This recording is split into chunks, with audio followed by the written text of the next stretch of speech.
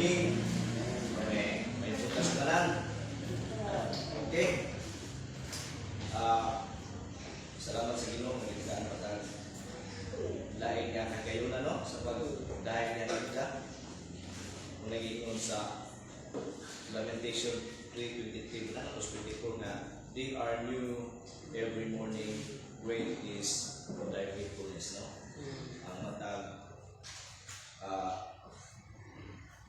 matag-buntag o matag-higayon usa ka naka blessing sa Ginoo. Nagpadayag lang na siya ang okay? Ngadto ta sa pagtuon karon nga may pinakasentro sa akong panibahon. Pareho ko pag-ukap sa inyong balang kasulatan diha sa 2 Timothy 3:15. 2 Timothy 3:15.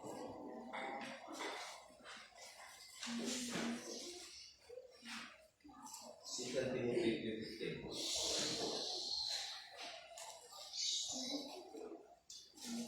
2 Timothy 3:15.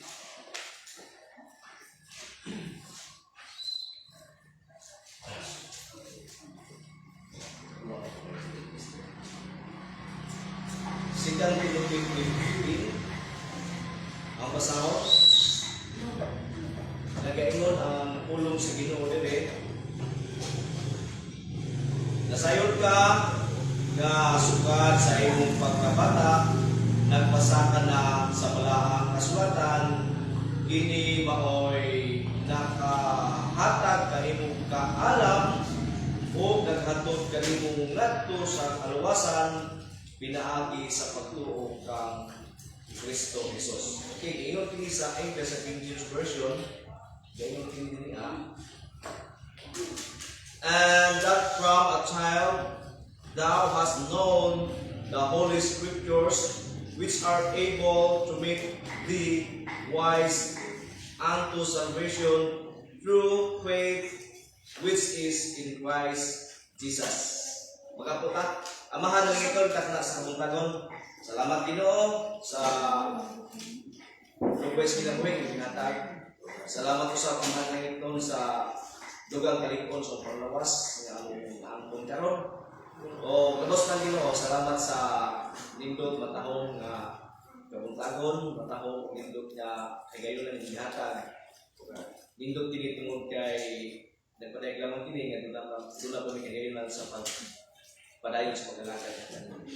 Ganda mo ang ginamit karon samtang magkatuon o lang kami sa pulong amahan ng ito. Aron kini ang pulong katagan ng bugang alam kay malo kay tungod kanimo sa mapulong o katagan ng bugang ng kalipay kadasi sa mong pagpadayon sa paglalakad na kanimo bisan man kasi natin nagklase-klase mga gumunap sa kinabuhi. Kasi luwaw sa kami ang mga sa mga kasipanan yung hino sa pulong man sa buhat ko sa una-una. Dalayin ka sa ko sa namahan. Pinita ng Diyos ang piningi tugyan sa lagi lang sa pangalan sa bugtong anak ng Jesus Kristo. Amen. Okay? Balik ko na ako magbasa sa Bisaya. Nasayod ka nga sukad sa imong pagkabata, nagbasa ka na sa balaang kasulatan.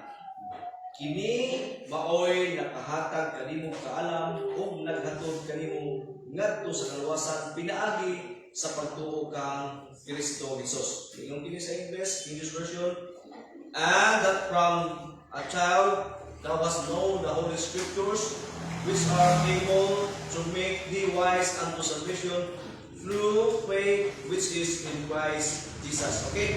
Ang uluhan o dugukan sa pag-insahe karon, a wise man. Wise man. Doon itanawon kung saan characteristics sa wise man. Okay. Masabta na ito ng mga isoon, kung pasabot, usa din ito sa mga wise men. Ako sa mga wise men.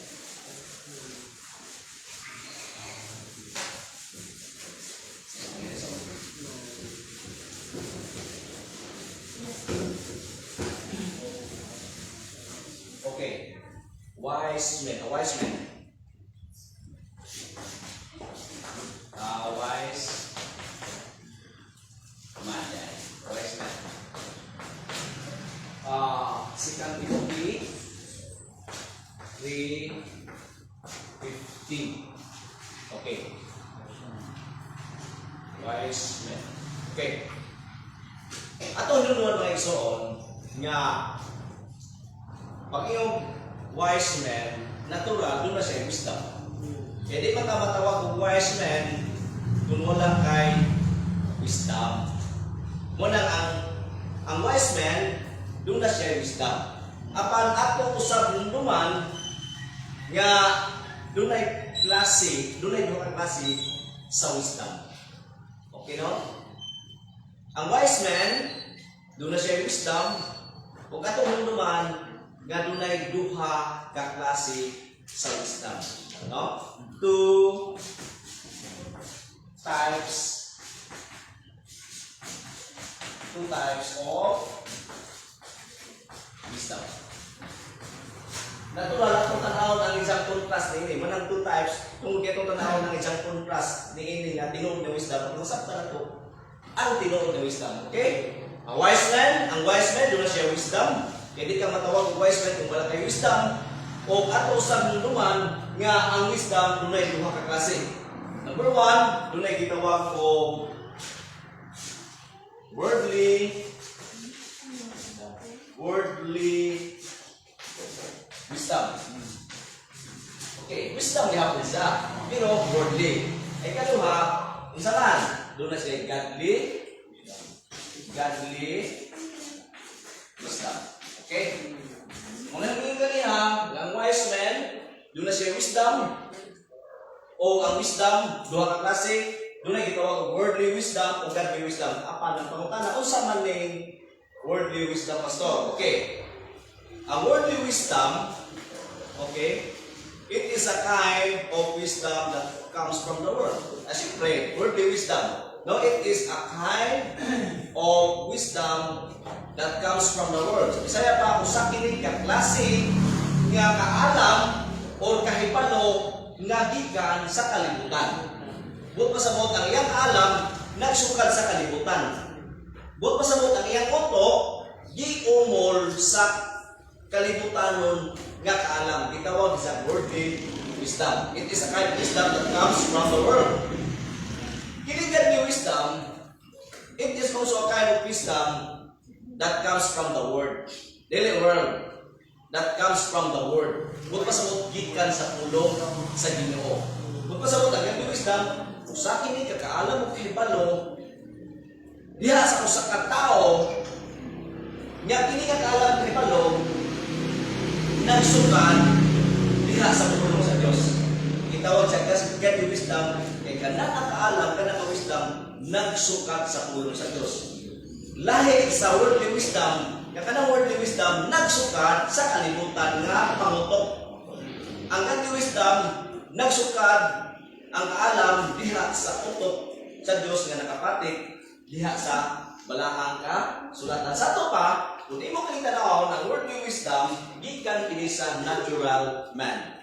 Okay? Gikan kini sa natural man. Okay. Ito pa, ang godly wisdom, gikan kini, ang worldly wisdom, usa ka na wisdom na gikas kalibutan, tawag ka na nga wise man, gitawag na sila o natural man. O ang godly wisdom na gikan sa balaang kasulatan, usa ka katawo nga nakakagamtam, nakasinati, nakaangko ni anang wisdom, ang tawag na nimo, gitawag na balaang kasulatan o spiritual man. Okay, ato makita karon mga igsoon. Okay, klaro na. No? Nga ang wise man, doon na siya wisdom. Kung ang wisdom, duha ka klase ang wisdom. Doon ay worldly wisdom, kini wisdom, gikas kalibutan. Kung ang tao nakabato ni ana nga wisdom nga gikas kalibutan, ang tawag ni siya anak natural man. O ang usa ka klase ng wisdom, gitawag ka ng godly wisdom, gikan ka na alam sa Biblia, wala gikan ka na alam gikan sa Dios. O ang tao nakaangkon nga kaalam gikan sa Dios, gitawag sa spiritual man. Yan ato makita ko iso. Unsa may hanggutin doon ining wise man. Natural, obvious na kado, nga ang wise man, nga kung isutan karon, way lain, na tao nga may wisdom, gikan sa Diyos. Godly wisdom. Okay. Atong tanawon mga igsoon ang 1 Corinthians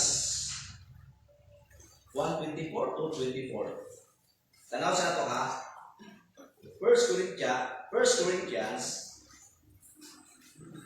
paminaw mo na yung mga katao sa mga ito. Kaya na po itabang na ito. Tanaw na itong mga puntos nini.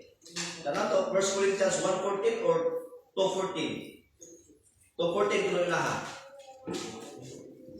2:14. Tanaw na ito ang duha ka klase nga kining natural man o spiritual man. Okay. 2:14 siguro or 2:14 itong gingon? Apan ang tao nga wala magbaton sa Yes, yes, kita.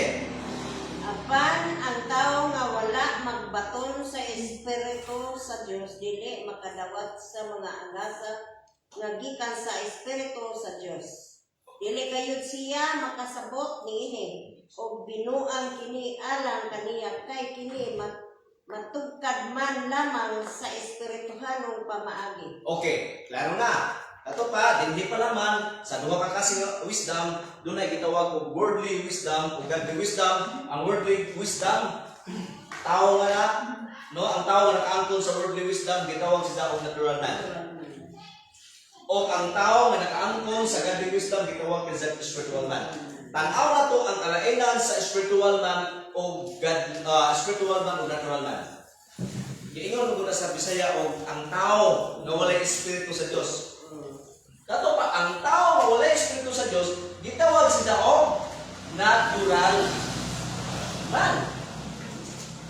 Tanang tao gikan sa wa pa makapatos kaluwasan, tanang tao makasala wa pa na makapatos sa kaluwasan, nga naangkon diha kang Kristo, ang tawag ana natural man. O ang natural man sumas pala kasulatan ibasa dun ni Teresa nga ang tao nga ang natural man nga tao dili gyud unsa dili gyud magkasabot sa mga butang na iya sa Dios. Sa to pa ang worldly wisdom na siya wisdom pero kana nga wisdom wala ka nakasabot mahitungod sa Dios. But pasabot kung kana nga wisdom wala ka nakasabot mahitungod sa Dios, but pasabot usa ka na wisdom nga supak sa kabubuton sa Dios. O ang godly wisdom, sa hanggang na ako. Sigan, 1 Corinthians 2:14. Okay, tanawa to. Apan, ang tao nga wala magbaton sa espiritu sa Dios, natural man. Dili makadawat o makasabot sa mga gasa nga gikan sa espiritu sa Dios. Iyong kana sa English cannot accept the things of God. Di yun siya mudawat, di siya makasabot sa mga butang sa Diyos. Kini natural man. Kini gitawag ko worldly wisdom. Dili kayo siya makasabot ni ini o binuang kini alang kaniya. Binuang. Mga igsoon, kung tanaw ni mga kalibutan, kung dili mo sila tanaw diha sa spiritual perspective o sa biblical perspective, makaingon ka ng kalimutan na grabe nga makayong full of wisdom gadyon ang mga tao. Labi na kung makasinati ka sa kultura diha sa Greek. Muna yung giingon, na nagibalik kay diha nagsukad ang lawom nga panabot diha sa Greek. Panahon ni Alexander the Great. Wapas Alexander the Great sa una pang panahon na Aristotle, nila Socrates, nila ni Plato. Tanawa na ilang mga sayings. Tanawa ilang mga sayings. Grabe ka mga lamog. Bisan mga di pagtotoo, grabe ka lamog wisdom, grabe ka lamog panabot. Pero kung imo siyang ikilatis, kung imo siyang i-scrutinize, based sa tulong sa Ginoo, grabe dunay mga kontradiksyon. Muna natural man. Di ta mo ingon nga ang tao makasala o siya wisdom. Na siya wisdom. Pwede ka rin siya mo build og empire. Tungod siyang wisdom, pero kada ka wisdom, supak sa pagkukon sa Ginoo. Kung nakasagaran sa mga tao karon, apil na tani ini, mas kitaga ka na itong pagdagan, ang wisdom sa kalibutan, diha sa eskwelahan, hala, pukaw sa mga anak, latos ng eskwela. Mga igsoon, tihanta mo, tinasay ka, kawang ng mga butana.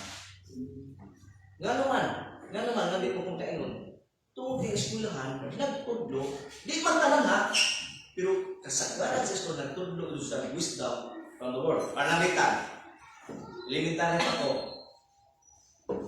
Sige, so kanungog sa mista, o sige, kinahanglan, kamong mga bata, natin gitawag og self-reliance. Kung makakasabot sa Bible, makaingon ka nga, ang self-reliance, nindot sila, nga naman, imagine, murilay ka sa mong kaugalingon. What pasabot, di ka murilay sa upan, murilay ka sa mong kaugalingon. What pasabot, bubiling ka sa imong unsay na animo nga kapasidad o kabilidad. Pero ang Biblia, nagbatlong niya na.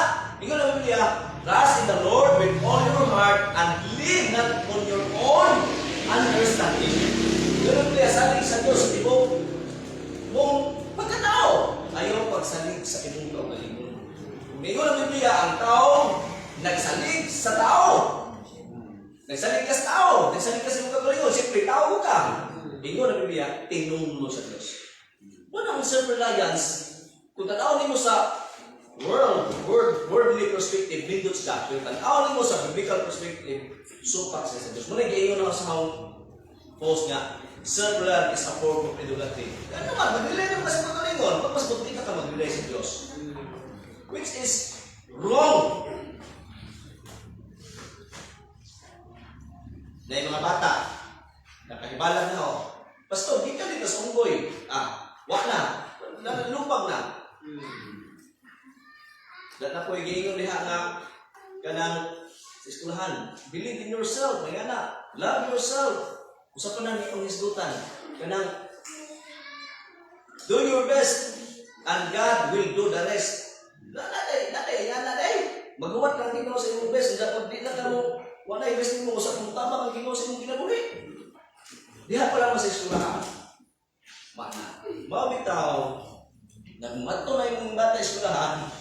Dato kay mo ang kinikatong buhaton nga may pulis, Bernes, Sabado, Domingo, kan Sabado sa mga bata. Ato nang involved sila kay naganan sa eskwelahan, bubarog sila kay naman ang eskwelahan karon doon na lay mga religious nga mga pagtuon. Kung dati mo na ato, supahay pa na. Kung dati karon may indoctrinate na, isa pa ang indoctrination ng ison. Lahi ang teaching kaysa indoctrinate. Ang teaching gani, mura siya passive na kwan. Hindi ko masadok kurang passive na learn. Pero kung indoctrinate gani, gitusok na sa mong utok, i-inject na sa mong utok mo na indoctrination.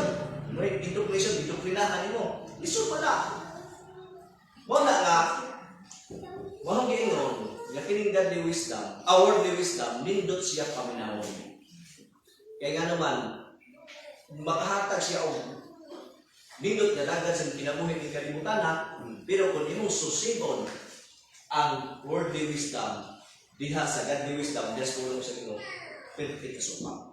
Munang niingon si Pablo, kay baba mo, awa ha, kay baba mo nga ang kaalam ng kalimutan na kabuangan sa Diyos. Ang question, kinsa maging ng Pablo anak nga kaalam? Kaalam ka na sa mga Greeks. Kay baba mo kinsa ng mga Greeks, ang iingon, hindi ng Pablo. Kaalam nga gikas Greek. Wait, tinuod doon ay kaalam, dapat eh. Wala yun. Nakinig siya mo laong o panabot. Diya sa Aristotle, diya sa Plato, diya sa Alexander the Great, diya sa Greek. Grabe na sila kultura. Kanang kayo ninyo, kanang mga poem, mga songs, mga speech. Kung bisa ka man sa mga engineering, diya sa mga mathematics, diya nagsukan. Grabe na sila kalaom. Panabot, ang paningos Pablo. Ang kaalam sa gikas Kristiyanon, kabuangan at tubangan sa Diyos. Nga naman, kabuangan magtungod kay ang kaalam sa Kristiyanon, bisag kung sa sila kalaom sila kaalam, apan subak sa kaalam sa Diyos. Mabitaw ninyo si Pablo. E baba mo kung sa ang mensahe sa cross. Ang mensahe sa cross, mo alam sa Kristiyanon.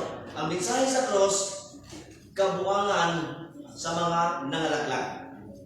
Bisag maalam mo sila, apan natong mga liluwas, gahong kini sa Diyos. Muna, magbantay ka sa ganang wisdom ng kalibutan na. Ato, ganun i-guide itong anak. Saan pag musupak yung anak? I-guide. Musupak ko doon ang anak. Musupak doon ang anak. Reaction, sultihan ka mo. Muna yung nakatunan sa kong pagkuhan. Imong tunuan ng bata sa sakto. Musupak doon siya. Ang nahitabuhan ang katong imong isulting pulong nga gikas Ginoo sa imong anak, mo instead ko sa moto. Pero sa itang pagkinabuhi, musukuhay kaya nga naman nandiyan pagkatawanon. Pero katong imong gi-instill nga word of God ito mo. Anak nas Ginoo, maabot ang panahon. Nga makaingon kag sayang man ang gitudlo sa anak. Ikan sa pagkagamay, hapon ka rin na kung di tao. Dahil ang gipupo, kada adlaw mo halos kada adlaw mo nag-instill, kung word of God siya mutok, masakit ay na kaya nga naman. Maabot ang panahon, yung kanang bulungan, din na bawas ng bisag siaw na, naglakaw na kasiaw, naglakaw na kapablumon, pero nasa konsensya, kung sa'y sakto, kung sa'y maayo, at umagot sa Diyos. Ang anak na sa Diyos, maabot ang panahon, doon na turning point, sa kinabuhi ang katong pulunga, nga yung gisulti nga, para na mo way bili, wa way pinto, maabot ang panahon, kaya yung nakapipinto na. Muna niyo ko, adyo problema ang utang at dili kaya nimo. Pag gusto mo anak, di na kaya nimo, business ka na, matay ka na. Sulti ka sa Ginoo. Maabot ang panahon, sulta. Muna, ang ginagawa kong ginagawa, taas sa Diyos pasensya. Mura magsama ka ng tanong kong lubi. Pila ka tuwing sa kong lubi. Gayang si Runo. Ha? 10 anos. Imagine na, nagtanong ka ng lubi. Pila ka pasensya. Naku ka tuwing ng pasensya niyo. Hangtong bunga, hangtong makapupo ka sa bunga. Yan ang pagtiman ng anak. Muna, pagkatiman lang sila kayo. Delikado ang word of wisdom. Nindot siya paminahon, pagsukuhay sa Diyos. Ang godly wisdom, ang godly wisdom, sakit paminahon. Ang worldly wisdom, lamig paminahon, pero makaguba sa kinabuhi. Pero ang godly wisdom, sakit paminahon, way lamig paminahon, apan makahatag mo kayo sa imong kinabuhi. Okay, tanaw na ito karon. Wise man, lain kung Diyos na kadyo atong gisbutan, dili ang worldly wisdom, kundi atong ang godly wisdom. Atong tanaw ang kinabuhi sa wise man nga nakaangkon og wisdom nga gikan sa Ginoo nga gitawag og godly wisdom. Doon na rin upat kabutan atong gisbutan. Una, a wise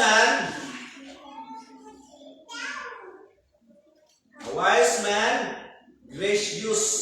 graciously knowing that his life is built by God in Christ Jesus. Ato pa, ang wise man, nakasabot siya, graciously knowing. Ganun gitawag, ano ba ako ito nagibutang sa ahong outline na graciously knowing? Kaya nga naman, ato inununan sa mga nagamaigsoon, kung nakaangkon ka wisdom, godly wisdom, buto sabot, kung nakaangkon ka sa alam, gagikan sa Diyos, dili intaw na atong kahimuan.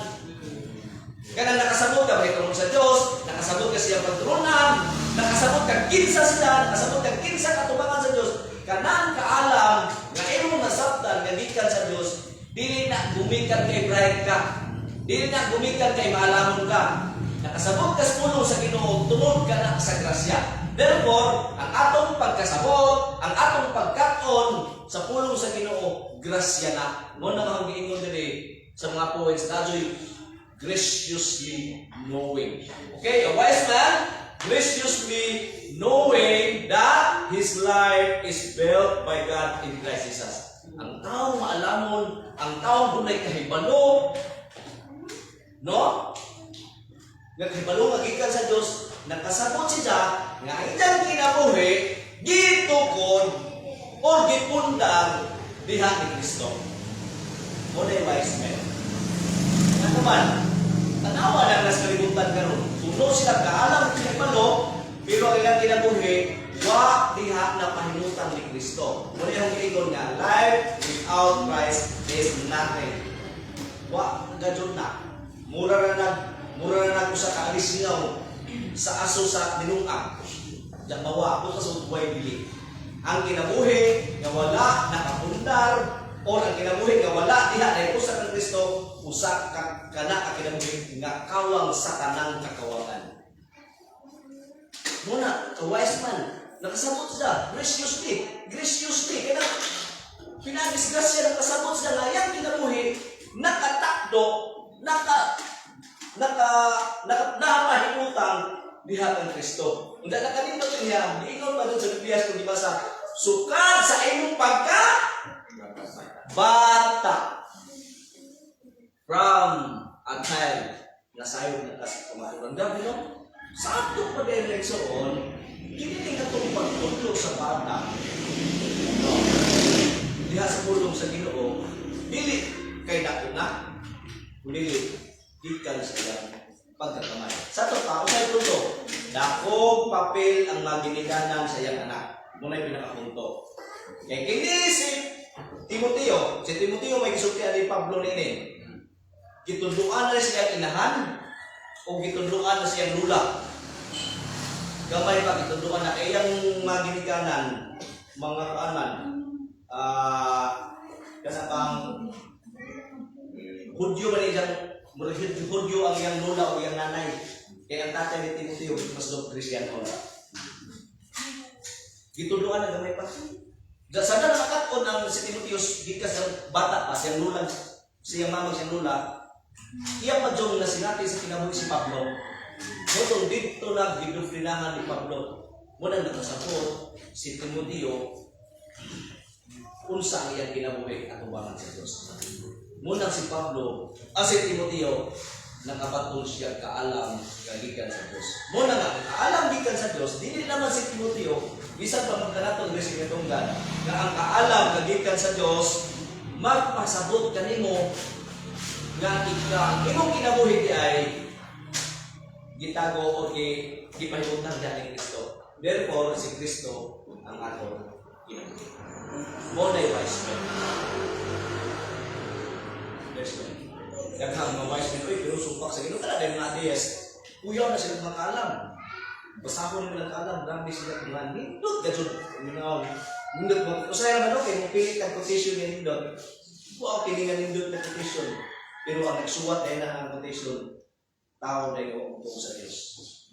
Muna, okay lang sa mukuha, pero kinahanglan tarong mo yung mag-explain sa tao. Okay, may context niya na. Okay, muna no? A wise man, graciously knowing, graciously man, kaya kaalam, nalikan, nakakunan ng tawanan na ito, gikan sa Diyos. Gasa na ang gikan sa Diyos. Muna nag-iingon niya, graciously knowing from a child, no? Graciously knowing that his life is well by God. Grabe mo. Diyos na Diyos nagmugna sa iyong kinabuhi kung ka na dimugna niya diha kang Kristo. Mabit ka matong dibasa na sa Ephesians 2:8, di ba? For by grace you are saved through faith. Daging sa dili ka na inyong buhat kung dili ka sa Diyos. Gibuhat ka mo sa Diyos diha kang Kristo. Muna, kung nakasabot ka na ng mga igsoon, atong kinabuhi dahil gibuhat sa Diyos diha kang Kristo, gitawag ka wise man. Kung ka na nga wisdom sa wise man, godly wisdom. Imagine, nakasabot ka na yung kinabuhi si Kristo. Verse 15 mo sila, no? Sa verse 15. Saan ba ito? Verse 15, nagsulti nga nasayod ka, nasukad sa imong pagkabata, nagpasa ka na sa balaang kasulatan. Nag-ingon din kini mao'y nakahatag kaninong kaalam. Godly wisdom, kaalam. Is kung sa'yo nakahatag itong kaalam, balaang kasulatan. Makakaturan po ng mga estudyante sa kaalam sa eskwelahan, pero wag mo ingon ang Biblia nga sukat sa inyong pagkabata, nagtuon na ka sa leksyon sa eskwelahan. Kung ang leksyon sa eskwelahan, naghatag ka ng kaalam sa kaluwasan, wag mo yun. Balaang kasulatan ng kaalam. Sukad sa imong, balik ko na pagbasa. Sukad, nasayod ka, kasukad. Nasayod ka nga, sukad. Sa imong pagkabata, nagbasa ka na sa balang kasulatan. Kini, kalawa ang pagbasa, importante ang pagbasa, o pasok pagtuon sa balang kasulatan. Kini, nga pagtuon sa balang kasulatan, maoy nakahatag kanimo kaalam, o di na makaalam mo, naghatod kanimo ngadto sa kaluwasan. Grabe ni, wala na ilang wisdom nga maghatod sa kaluwasan sa tao. Ngadto sa eternidad ba, kaluwasan, wala lain ang balang kasulatan. O ang nakasentos balang kasulatan, wala lain si Kristo. Mo na niingon din sunahan, ang kaluwasan pinaagi sa imong pagtuo diha kang Kristo. Dili sa imong self-reliance. Dili sa imong self-reliance. Kaluwasan na imong pag-ila, pagsabot kung ito sa kabutong sa Diyos. Kung ang kabutong sa Diyos na mutuo ka ni Kristo, kaya mo kong anak, nil matulog kang kaluwasan. Muna, wise man. Balik ko na ako, a wise man, graciously knowing that his life is dwelled by God in Christ Jesus. Ito mo mga igsoon, nga doon ay duha ka klase sa brothers sa tao. Masahon na ito ang Mateo. Atong tanaw ni Mateo mga igsoon, kay atong tanaw na asa na ito, napahilun na ang atong kinabuhi ini. Mateo City, Mateo City, Mateo City, 24.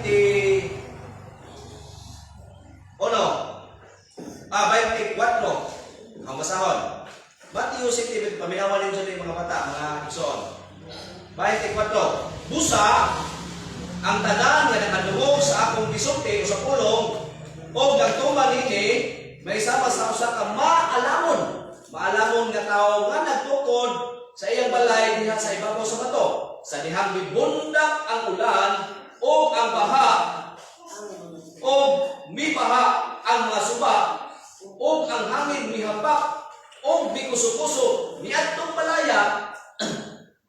Tao ha, nagsisgot kining balay sa tao ni. Niadtong balaya, wala kini matumba kay natukod man diha sa bato. Apan ang tao nga nagkadungog sa akong gisulti sa pulong o dili mo tuman ni dili mo tumba sa gisulti ni Kristo, mahisama sa usa ka tawo buang nga nagtukod og balay diha ibabaw sa balas. Sa balas ba, do ko sa upay pundasyon. Sa dihang mibundak ang ulan o mibaha o ang hangin minapak o may kuso-kuso ni adtong balaya natumba kini o nagunog. Okay, tawa. Nato pa a wise man kasabot siya nga si Kristo ang iyang pundasyon sa iyang kinabuhi. Kaya ang bato nga isgutan diri walain kundi si Kristo. Ingani ang ilustrasyon sa pundasyon ng igsoon. Tihan na mo igsoon. Ingani ang ilustrasyon. Ato yung naman ha, nga dili kitang tao maoy builder sa atong kinabuhi. Dili kita ka-build sa atong kinabuhi. Dili kita ka-build sa atong future. Ang builder sa atong kinabuhi ang Diyos. Ingani ang kita mo ni bato. Kini bato ha mo ni si Kristo. Ikaw ni. Kung wala kay Kristo, kung wala kay Kristo sa kinabuhi, wala ka, you are nothing. We are nothing. Nga naman, nagtukod kang pundasyon sa imong kaugalingon. Imong kaugalingon ang imong pundasyon. Huwag pasabot, mukuso-kuso lang, tanawa dyan, metaphor, betawag gani, or analogy. Yung mukuso-kuso hangin, bibaha, pukan. Kaya nga naman, wala kay pundasyon. Muna nga, kung ikaw tao, wala na yung tao, siya yung pundasyon sa iyong kagalingon. Kung ikaw tao, kini ka ron, mahimok ang lingkon sa iyong kinabuhi, dili ka magtungkol ng pundasyon sa iyong kagalingon. Nga naman, naaray pundasyon daan. Ang hita mo, ingani ni. Balik ko naman, dili ikaw may builder sa iyong kinabuhi ang Diyos. Muna, ang ikaw ni tao. Dili ka builder sa imong kinabuhi sa tupa. Kung dili ka builder, wa kay pundasyon. Kaya di ka makabuild ng pundasyon. Ang pundasyon naa ng daan ang pundasyon. Dili ikaw ang pundasyon. Ikaw tao dili ka ang pundasyon. Naa ang pundasyon na hitabo tungod sa grasya sa Dios. Tawa, ang grasya sa Dios miabot nimo. Kung ikaw tao gidala ka sa Dios diha kang Kristo, mo nang naa ka diha. Gidala ka sa Dios Amahan diha kang Kristo, aron ka makatindog sa likod nga pundasyon kay ang pundasyon ni tawhana mao man si Kristo. Munang wa kay Kristo kinabuhi pa jud kay pundasyon. Kawang lang tanan. Buhong kas sa imong sa nang ari-arian. Kaptangan mahandi, tambok imong palawas pero dinyo ng Biblia. Sama ka sa usa ka baboy, di patambok kay ihaw. Aw sa di patambok kay ano lang ang ihaw sa andaw sa ihaw. Ba, o kawang ka tanggal ni kalibutan na. Basta wa kay pundasyon nga mao si Kristo. Naan ang pundasyon? Dili ikaw ang pundasyon, dili ang taong pundasyon. Tungod sa grasya, gikuha ka sa Dios, gikan sa kangitid, gidala ka sa katingalan hayag nga mao si Kristo aron ka ang pundasyon. Therefore, si Kristo ang imong kinabuhi. Ikaduha, a wise man graciously knowing, kanunay dyan ang isgutan eh, graciously knowing that he will, a wise man graciously knowing that the Word of God is his standard of living. Sayon man sila nga si Kristo yung pundasyon, put pasabot, ang wise man graciously knowing, kasabot po sila, nga ang iyang standard sa iyang pagkinabuhi, wala hindi ang standard nga kaalam nila kalibutan na, kundi ang iyang standard, mao ang pulong sa Dios. Diha nimo ipahiluna ang iyong kinabuhi. Muna nakasabot ka, unsay sakto, unsay dili, unsay kamaturan, unsay dili. Di sa man ko nasabtan, tungod sa pulong. Muna ang standard sa usa ka wise man, mga tao na hiusa ni Kristo, mga tao na ilang pundasyon si Kristo, mga tao na si Kristo ilang kinabuhi, ang ilang standard of living, wala ilang pulong sa Diyos. Nga naman, nag-isulti rin niya. Ito na sound. 14 to 16. 14 to 16. Ngayon na balang kasuatan. Apan ikaw, kinsa man ni, Timoteo, kung ato kung di ibutas ng gagalingon, di ma-Christian na ka. Apan ikaw, pabilin diha sa mga kamatuoran. Sa kamatuoran, sa kamatuoran, naas pulong sa Ginoo, pabilin sa pulong sa Ginoo, kay nakaila ka man sa nagtudlo kanino. Nasayod ka, nga sukad sa imong pagkabata, nagbasa ka na sa mga kasulatan. Kini mao'y nakahatag kanimo kaalam o naghatod kanimo ngadto sa kalawasan pinaagi sa pagtuo kang Kristo. Ang tibuok kasulatan, wala nagisgot sa pulong sa Ginoo. Ang tibuok kasulatan gisulat uban sa lamdag gikan sa Dios o bakuslanon alang sa pagtudlo sa kamatuoran. Wa nay laing tudlo na tug kamatuoran ang pulong. Bakuslanon sa pagtudlo sa kamatuoran sa pagpadlong. Wa laing upadlong nato sa atong pagkinabuhi. Wa laing ang pulong. Sa pagsaway. Wa laing saway nato ang pulong. O pagtudlo saon pagkinabuhi nga matarong. A wise man graciously knowing that the Word of God is the standard of his living. Wag na dyan lang standard sa inyong kinabuhi. Ang pulong na sa Ginoo. Pagtudlo unsaon sa pagkinabuhi nga matarong 17. Sa ingon ang nag-alagad sa Dios, masangkap pag-ayo o maandam sa tanang mayong buhat. Wa na ay mahigson. Ang tao masangkap sa tanang mayong buhat na alaman sa iyang pagkinabuhi sa standard wala ay napulong sa Ginoo. Muna kay hindi a wise man, graciously knowing that the Word of God is his standard of living. Pulong sa Ginoo. Ano naman? Ang pulong sa Ginoo mao'y muhatod nato sa pagpaplik. Basa na to ang John 17:17. 1:17. Laro ang Biblia. Nagsulti ang Biblia.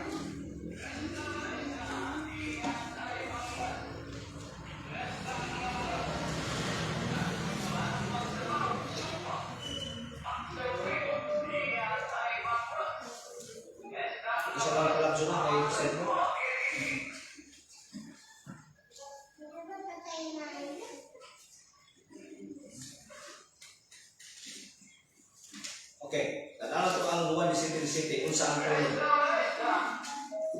Balihan ka mo no?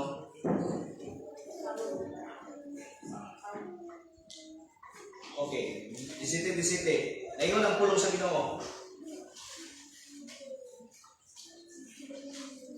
Disite. Ano ba ito? Himuan ilang Ikatulo, a wise man, graciously knowing that he will be persecuted for Christ's sake. Ang taong maalamon, nasayon siya, nga lutuson siya sa idang pagkahiusa ni Kristo. Muna, kung wise man ka, nakasabot ka, nga lutuson ka doon ka, tungod kay nahimusa ka niya ng Kristo. Kay ang tanang nahimusa ng Kristo, suma sa mga kasulatan, lutuson ngayon. Okay, asa na makita?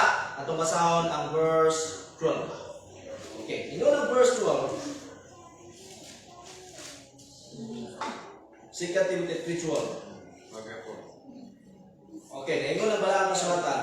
Apan ang tanang nagtinguha sa pagkinabuhi na Diyos nun, diha kang Kristo, Jesus, lutuson gayon. Klaro ang lutuson gayon. Dili kay pwede lutuson, pwede po dili. Klaro ka doon, ang tanang nagtinguha sa pagkinabuhi na Diyos nun, lutuson gayon. Dato ba, a wise man, graciously knowing that he will be persecuted for Christ's sake. Bago sa naman isa on.